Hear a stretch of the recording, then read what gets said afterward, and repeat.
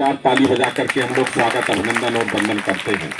हमारे इस कार्यक्रम में हमारे भारतीय जनता पार्टी के जिले के महामंत्री और इस विधानसभा के संयोजक आदरणीय विष्णुदेव गुप्ता जी का भी जोरदार ताली बजा करके स्वागत और अभिनंदन करते हैं। हमारे इस विधानसभा के संयोजक के रूप में डॉक्टर प्रांजल त्रिपाठी जी, एक बार खड़े हो जाइए डॉक्टर साहब।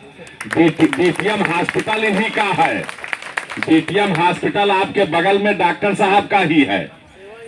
एक बार जोरदार ताली बजाकर स्वागत कीजिए, फिर सेवा लीजिए। हमारे इस विधानसभा के विस्तारक आदरणीय विवेक सिंह जी, हमारे इस मंडल के मंडल अध्यक्ष आदरणीय अरविंद तिवारी जी, हमारी मंडल अध्यक्ष महिला मोर्चा बहन लता पांडे जी, हमारे इस मंडल के मंडल महामंत्री ऋषिराज मिश्रा जी, हमारे इस बूथ के बूथ अध्यक्ष मोदी जी।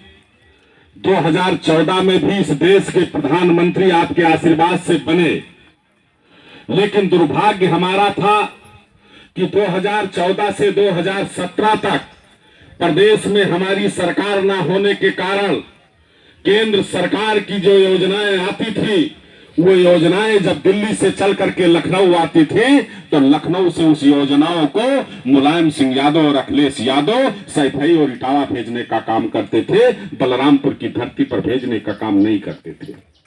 दूसरा दुर्भाग्य हमारा जुड़ा कि 14 से 17 तक मोदी जी देश के प्रधानमंत्री और हमारी सरकार न होने के कारण हम विकास की योजनाओं को धरातल पर नहीं पहुंचा पाए। और दूसरा सबसे बड़ा दुर्भाग्य जुड़ता है हमारे इस क्षेत्र के लोगों के लिए कि जब 2019 में मोदी जी दोबारा देश के प्रधानमंत्री बनते हैं तब हमारा आपका सांसद यहां से दिल्ली नहीं पहुंचता है। अपने मन में यह बात को आप विचार कीजिएगा कि मैं अकेला आपका विधायक, आपका सेवक होने के नाते लखनऊ से लेकर के दिल्ली तक चक्कर काटता रहा,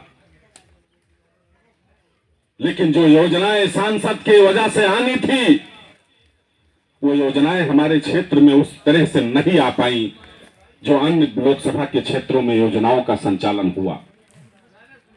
2017 के पहले इस क्षेत्र के सड़कों की स्थिति क्या थी हमसे बेहतर आप जानते हैं।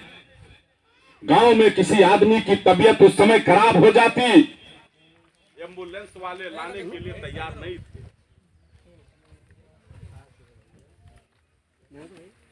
दूसरा लगा दीजिए, अरे वाला जो चल रहा हो, सेल वाला ले आओ, सेल वाला ले आओ,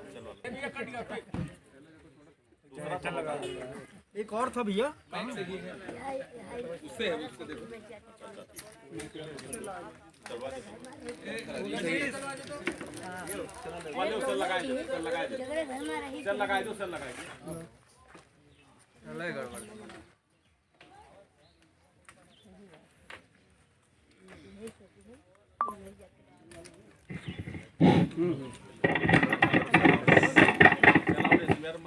तैयार नहीं होते थे क्योंकि गाड़ी जाने का कोई रास्ता नहीं होता था।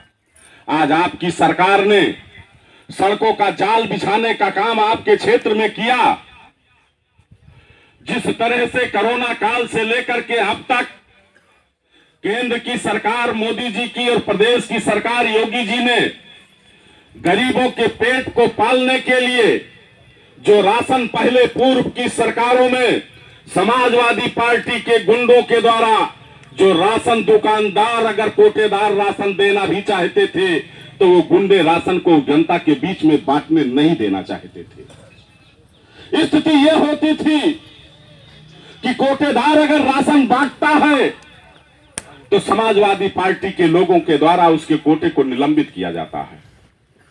और अगर बांटने की स्थिति भी आती है तो जहां 10 किलो मिलता था वहां 5 किलो मिलता था। गरीब आदमी अपने हाथ में झोला लिए कोटेदारों के यहां चक्कर लगाते लगाते थक जाता था और तब पता चलता था कि समाजवादी पार्टी का एक जलसा किसी दरगाह पर हो रहा है, इसलिए भलोइया के कोटे का राशन किसी दरगाह में गया है उस जलसे में सेवई बनने के लिए। मिलता नहीं था राशन, और राशन तब मिला है जब मोदी और योगी जी ने संकल्प लिया है कि ना खाएंगे ना खाने देंगे, जब उन्होंने कहा कि ना खाएंगे ना खाने देंगे, तो जो राशन महीने में एक बार भी मिलना मुश्किल होता था, कोरोना काल में हमारी सरकार ने गरीबों को महीने में 2-2 बार निःशुल्क राशन देने का काम किया। माननीय मोदी जी ने निर्णय लिया कि जब तक हम गरीबों को उनके अपने पैर पर खड़ा नहीं करते हैं, आने वाले 5 साल तक हमारी सरकार गरीबों को निःशुल्क राशन देने का काम करेगी। इसी प्रकार से केंद्र और प्रदेश सरकार की चलने वाली योजना जो धरातल पर दूर दूर तक नहीं पहुंचती थी, पूर्व प्रधानमंत्री स्वर्गीय राजीव गांधी जी ने दिल्ली की लोकसभा में कहा था कि अगर हम 100 रुपए गरीबों के लिए भेजते हैं तो 85 रुपए दलाल खा जाते हैं, 15 रुपए ही गरीब तक पहुंचता है। लेकिन उनकी इस बात को उनकी सरकारों ने नहीं सुना। जब देश में यशस्वी प्रधानमंत्री माननीय नरेंद्र मोदी जी होते हैं, तो आज 100 का 100 रुपए गरीबों के खाते में पहुंच रहा है, चाहे वो वृद्धा पेंशन के रूप में हो, चाहे विधवा पेंशन के रूप में हो, चाहे प्रधानमंत्री आवास के रूप में हो, चाहे उज्ज्वला गैस योजना के माध्यम से मिलने वाली उस सब्सिडी का हो, चाहे आयुष्मान भारत कार्ड के योजना के माध्यम से गरीबों को मिलने वाले स्वास्थ्य बीमा का कार्ड हो। यह काम तब किया है जब मोदी और योगी दो ऐसे संत हैं जिनके पास अपना कोई घर और परिवार नहीं है। अगर घर और परिवार होता तो बिहार के मुख्यमंत्री लालू यादव जी जब उस समय चारा घोटाले में जेल जाने लगे, तो उस समय उनकी पार्टी के बड़े बड़े नेता थे, अगर चाहते तो किसी को मुख्यमंत्री बना सकते थे, लेकिन परिवारवाद से आगे नहीं बढ़ पाए, अपनी पत्नी राबड़ी देवी को मुख्यमंत्री बनाने का काम किया। मुलायम सिंह यादव समाजवादी पार्टी के कद्दावर नेता थे, शारीरिक रूप से जब अक्षम हुए, साये की तरह रहने वाले उनके भाई शिवपाल यादव को उन्होंने पद नहीं दिया, उन्होंने पार्टी से अलग होकर के दूसरी पार्टी बना लिया। लेकिन मुलायम सिंह यादव ने विश्वास किया तो अपने परिवार अखिलेश यादव के ऊपर विश्वास किया।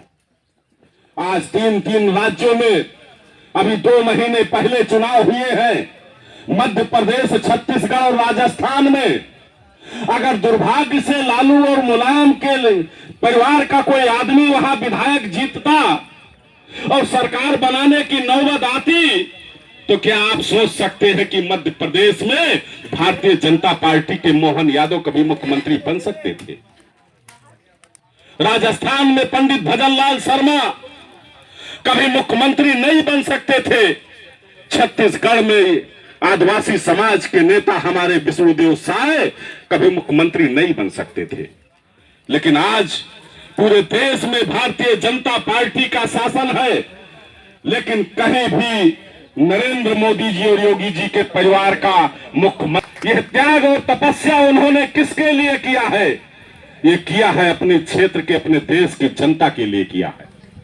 और इसीलिए भारतीय जनता पार्टी ने हमारे इस लोकसभा क्षेत्र से प्रत्याशी बनाने का काम किया है कि जिनके पिता नृपेंद्र मिश्रा जी नरेंद्र मोदी जी के प्रधानमंत्री के कार्यालय में सलाहकार के रूप में अपने जीवन को देने का काम किया, और जब उनके सेवा अवधि समाप्त हुई तब उन्होंने भगवान राम के चरणों में अपने जीवन को समर्पित किया। आदरणीय नृपेंद्र मिश्रा जी ने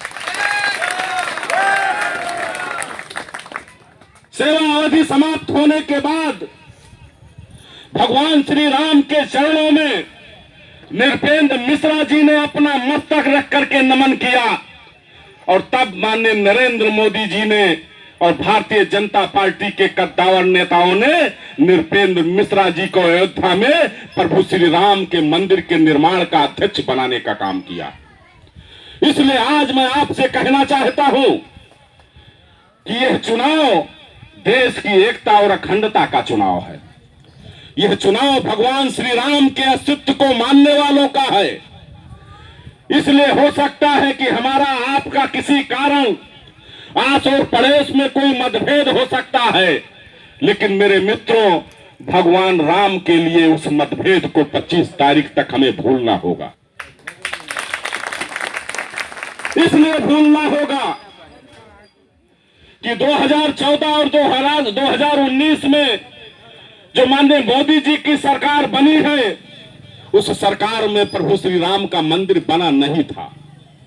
बनकर अब तैयार हुआ है 2022 में, 22 जनवरी 2024 को, और इसी 25 मई को चुनाव होना है। इसलिए जितना भी हमारा मत होगा वो भगवान श्री राम के चरणों में होगा। इसलिए आप सबका ज्यादा समय न लेते हुए अपने सभी क्षेत्रवासियों का मैं हृदय की गहराइयों से स्वागत, अभिनंदन और वंदन करता हूं, और आपसे ये विनती करता हूं कि अकेले मैं छटपटा करके इस क्षेत्र के विकास के लिए लड़ता हूं। साकेत मिश्रा जी जब सांसद के रूप में हमको मिल जाएंगे तो दिल्ली से मिलने वाली वो योजनाएं आपके भलुइया से लेकर के विभिन्न ग्राम सभाओं से होकर के गुजरने का काम करेंगी। इसलिए आप सबका मैं बहुत बहुत हार्दिक अभिनंदन और वंदन करता हूं, और आपसे ये उम्मीद करता हूं कि हम अपने छोटे मोटे झगड़ों को, आसपास के मतभेद को भुला करके आने वाले 25 मई को भारतीय जनता पार्टी के कमल वाले खाने पर इतने हम बटन दबा देंगे कि साकेत मिश्रा जी का रिजल्ट 25 मई को आ जाएगा। 4 जून को मतगणना की सिर्फ औपचारिकता होगी। विपक्षी पार्टी को मतगणना स्थल पर जाने की हिम्मत न पड़े, ऐसा मतदान हम लोगों को एकजुट करके करना है। आप सबका बहुत बहुत धन्यवाद। बोलिए भारत माता की, भारत माता की जय श्री राम, जय जय श्री राम। धन्यवाद। अब यहाँ के वो निवासी आज कहते हैं कि बलरामपुर में मैंने अपना घर बनाने का प्रारंभ किया है। ऐसे व्यक्ति की आवश्यकता नहीं है, हमको उस व्यक्ति की आवश्यकता है जो यहाँ न रहते हुए भी हमारे दुख दर्द को समझ